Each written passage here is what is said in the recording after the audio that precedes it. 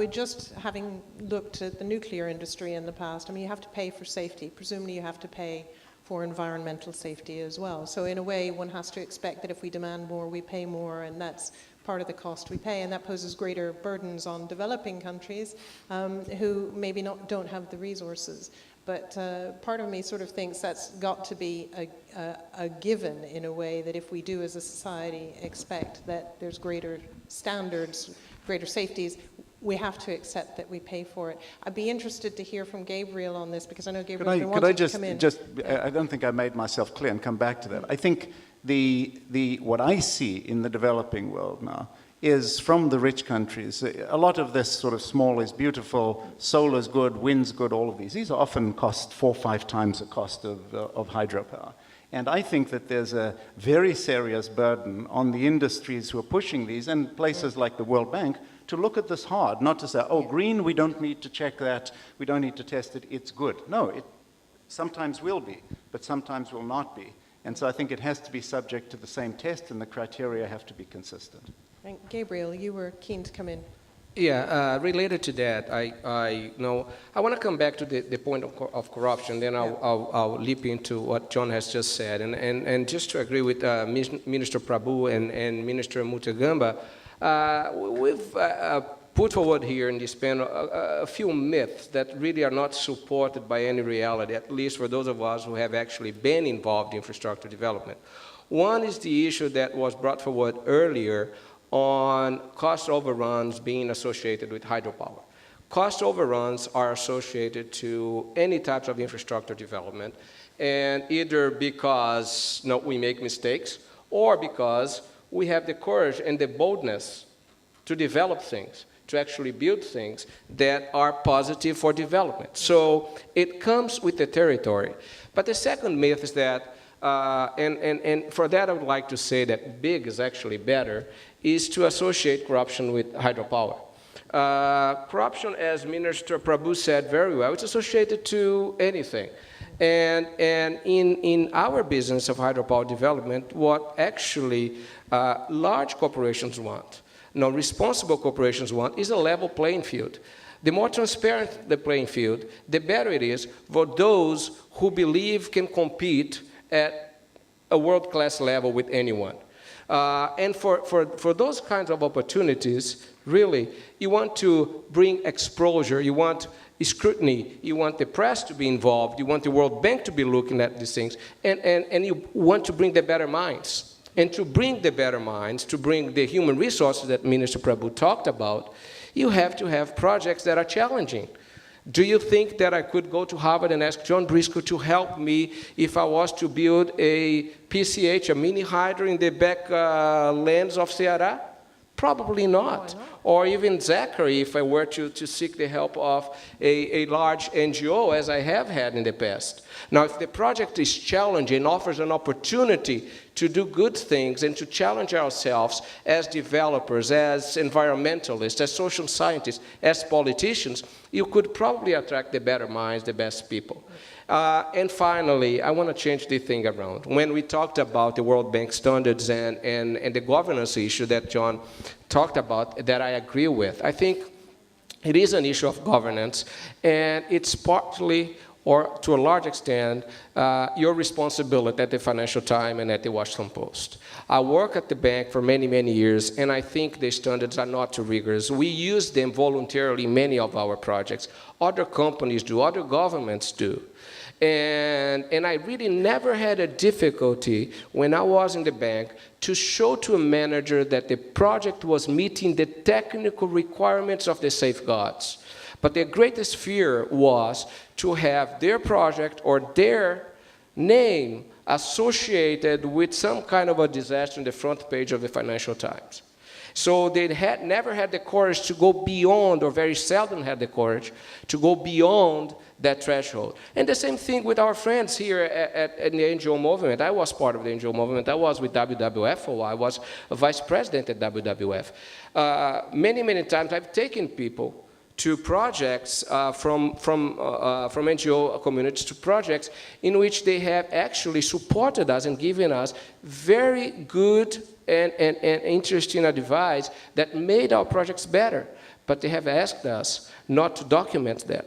Yeah. Because if it goes on newspaper, their governance, their funding is going to go short. So there is also that side. So I'd like to hear your views on that. That is a very good issue. There is the question of there are lots of vested interests in this debate. It's a debate that's more important because of climate change.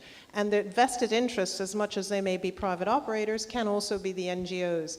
Martin, you were keen to have a word. Yeah, I wanted to say still something on the Brazilian energy, just briefly as a response. I think for Brazil, we as WWF, we did a kind of an energy vision or climate solutions report for Brazil. And in fact, I think the outcome of that was that biofuels, or there are other opportunities for Brazil to come up with its energy solutions and not necessarily large-scale hydro. So I think we might have a different view on that. So the question is also how seriously these kind of energy visions for countries are prepared, and also looking into a regional context. And there might be also some disagreement on that. Getting back to another element on the irrigation or on agriculture, I think again, similar to the kind of energy side, hydro energy side, I think that there are also opportunities in terms of efficiency, leakages in the system, and other crops, which you should first kind of apply and kind of skim and filter your kind of demand before you actually then conceive your kind of storage needs from an agricultural or from a food production perspective and biofuels production perspective. And for flood management, we brought out a report on living with the floods on the Mekong, and in other areas we have also some kind of similar views that of course, if you build in the middle of the floodplain and risk areas, like in Istanbul, just after the last World Water Forum, there was a kind of a quarter of a city just swept away. Of course, if you build there, then you need to have protection and you build storage. But if you keep that with kind of your city planning, Mexico was the same, Mexico City, if you keep that kind of those areas free, or you develop kind of insurance system for people who are urgently need to settle there, or don't provide them with insurance, but there are other solutions out there which you need to kind of think through, and other measures and kind of solutions before you enter into the determining your storage needs. So, and that goes for every single kind of these multi-purpose services you expect from storage. And if you haven't done that properly, you end up with individual site planning, which might be out of context, and you end up having a kind of a long-term investments out there and probably not serving your purpose at the end. And Rachel, I think you wanted to come in on this. Well, I wanted to come in on standards because they become sort of everybody's litmus test. And, you know, we can sit here and say, oh, we all support, you know, large-scale infrastructure, but then it always comes down to Project X. You know, oh, no, we support all, but we don't support that project, or we don't support that one. There is no denying that across the World Bank Group, on the private side and on the public side, our standards are the better for having been chased by NGOs over the course of the last 20 to 30 years and being forced to look up to issues that perhaps weren't in the mindset of management. There's no question of that. And we are better as an institution for our own transparency and for the dialogue that we have on a continual basis with civil society, with the private sector, with everybody. But standards are just one piece of a risk management process. And what's different is, I think, that different stakeholders sitting in very different parts of the world with different worldviews have different risk appetites. And the question is, whose risk appetite really matters? And so, unfortunately, standards have become a zero-sum game around compliance. And it's not about compliance. It's about a dialogue between a developer, the country, local government, national government, stakeholders, local, national, regional, and international. I mean, we live in a wired world. And that conversation around concept, design, planning, whatever, and then a continual conversation through the years of building, and then through operation, and then through operation and maintenance. And that doesn't sit very well with a zero-sum game compliance mindset. And so the question, I think that, you know, we've learned a lot about how to improve the consultation process, how to improve now. It's not even a consultation. It's a continual dialogue between a piece of infrastructure, a community, and a country that have got to live together for 10, 20, 30, 40 years. So I think we've learned a lot about how to stimulate that kind of debate, how to build capacity within the company often, the construction company, the operator, but also with the local government and community about how to have that conversation. But guess what? At a certain time, the conversation is going to make its own set of decisions around its own risk appetite. And, you know, maybe us in the bank, maybe some of our board members, maybe an NGO sitting, you know, in London or Berkeley or wherever, you know, is outside of that consensus around the risk appetite. And at that point, you know, who decides? And that's the governance issue. So I think that I think we try to shoehorn these kinds of projects, which are more transparent than almost any other project you could possibly think of, into a checkbox system, and that doesn't work. Brilliant, thank you. Rachel, I think, Jean, you're quite keen to come in here. Let me make maybe it's a provocative point. Go on. If you think about the Millennium Development Goals, they're really about social well-being, you know, access to water, education, etc. It's not about poverty reduction or economic development. And to a certain extent, the World Commissions on Dams report and the MDGs drove the international donor organizations to a different direction. So they stopped building dams. Let me offer a proposition. Wouldn't you rather have the ADB and the African Development Bank and the World Bank and USAID properly manage and organize dam building using the regulations and all of the best principles for ecological flows and everything else, than having what you have now, which is a lot of countries are self-financing their own dam construction, and not really following any of the sort of accepted principles for integrated water resources management. Thank you. And hang on, Zach, because there were other people just before you. And then I think, John, you wanted to come in on this one, did you? Oh, well, then I'll take Zach on this point then.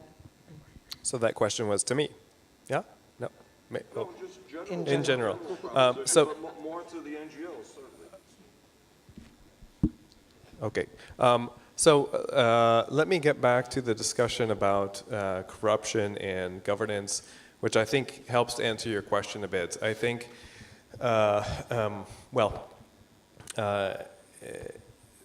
International Rivers certainly thinks that, of course, corruption is not limited to dams. There's no question about that. Corruption, and getting back to Gabrielle's evocation of the myths that pervade in development finance, certainly corruption is everywhere. Corruption is an institutional question.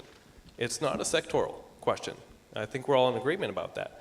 And so should we then say, well, the new financiers, China, Brazil, India, and so forth, are going to include large hydro as one of their options just because, and so let's hang on tight? And I don't think that's the approach that Rachel is saying. I think you're saying that the World Bank needs to be involved there. So on that aspect, yes, the World Bank needs to be involved precisely because Rachel has admitted that it's through the articulation, decades worth of articulation with civil society, that precisely the standards at the bank group are so high. And it's precisely because of our constant communication with the IFC that the recent performance standards do have good language. What International Rivers and colleagues, I think, around the world, not just in the United States and Europe, would rather see is improvement of country systems. And I know for a fact that the bank is interested in this with the new program for results tool. So, you know, I think we're at somewhat of a midpoint where the bank used to be the traditional financier of large dams. Now we have the growth of China, the growth of Brazil, the growth of India, but yet those institutions are not up to par. And I think that is not such a provocative statement. And I would challenge Gabrielle to look at inside of Brazilian institutions, even in BNDES, when Gabrielle says, well, in the Brazilian planning sector, we voluntarily take into account certain standards, I think that that's not enough. I think that civil society's capacity to engage with institutions in Brazil is not as good as it should be. And so I'd argue that to get to a place where you're enjoying the same sort of relationship as civil society has had with the bank group and be able to implement, because it's a question of implementation of standards on the ground, high standards, then you need to improve the country systems first. And so I'd just throw that flag of caution out there. Now, I'm going to have this, it's fascinating. I've got 3 people who very much want to speak. We have to keep it very short if we want time to take a question from the floor and then finish up because we're coming towards the end. So if I do it in order of people who've raised their fingers, I'll ask Martin first.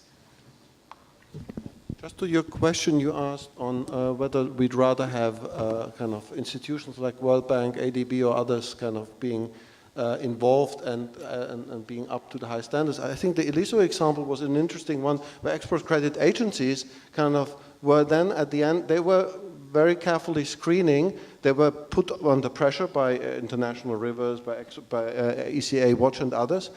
And but at the end of the day, it was the Turkish government failing to kind of fulfill the conditions set forth by the export credit agencies, and they stepped out of it. The question now is whether those whether self-financing by Turkey or eventually other financial institutions stepping in, I think, yes, there's a risk, but I think they're also in emerging markets or in China, as an example, they have a new green lending policy just recently published. So I think the standards will also in some of the other countries which we were kind of suspecting that they undermine standards, I think they will also kind of be higher in future. And therefore, I see that it's not only ADB, World Bank, and African Development Bank. I think if commonly agreed standards are out there, I think then we will move forward. And I'd offer now the floor to Minister Mutagamba, who will have to leave soon. Thank you very much. I really want to appreciate the issue of standards being set and being observed, but of course, definitely these standards have got to be classified too. Definitely, we don't expect standards set for Brazil or China to apply to Kenya, Tanzania, or Ethiopia because of the capabilities of applying. Secondly, the issue of alternative source of energy, which is very good, but I know that almost all developed countries, their baseline, their original development started with the hydropower. Then they moved into other alternatives, having built capacity. And even now talking about solar, talking about wind power, it's because they had built capacity which brought them to now look at the alternative. The African continent, the developing world, still needs to build capacity.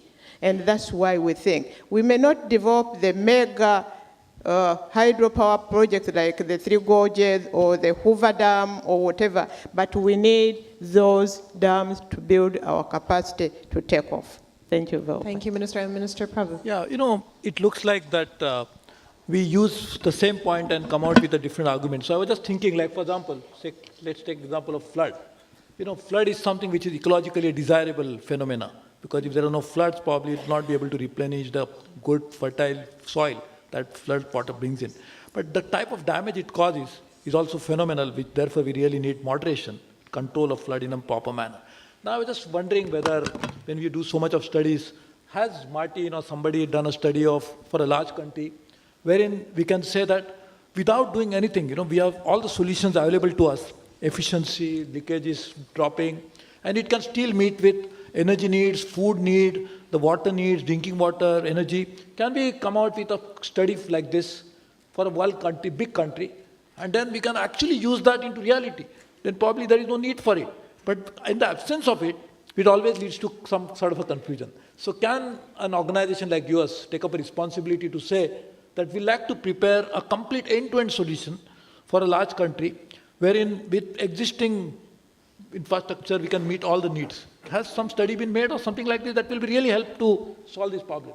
I think this is one of those issues that I know has a lot of people going as well, and I know that, Jean, you have written in the past about how the operators need to get involved in scientific assessments, that scientific assessments need to be much better done and not just focused on climate change, but on the realities on the ground.